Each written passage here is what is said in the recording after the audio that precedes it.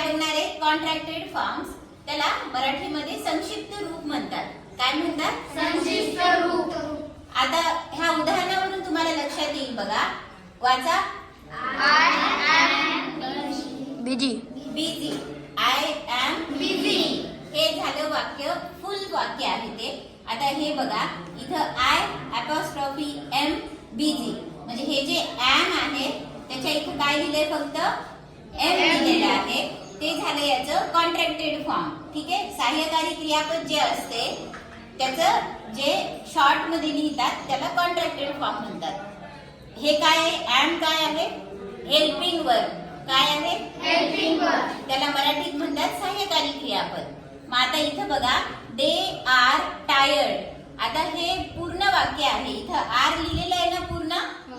आता कोण ह्याचं कॉन्ट्रॅक्टेड फॉर्म करते सांगा? चला या करून दाखवा. इथं लिहा.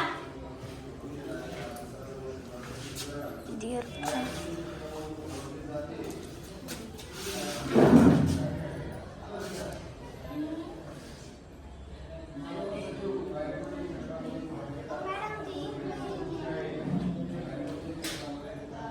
काय झालं?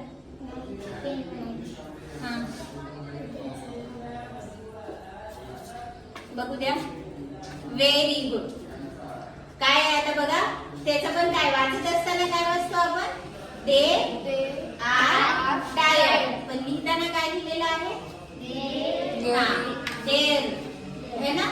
शॉर्ट लिहिलेलं आहे ना. समजलं सगळ्यांना कॉन्ट्रॅक्टेड फॉर्म?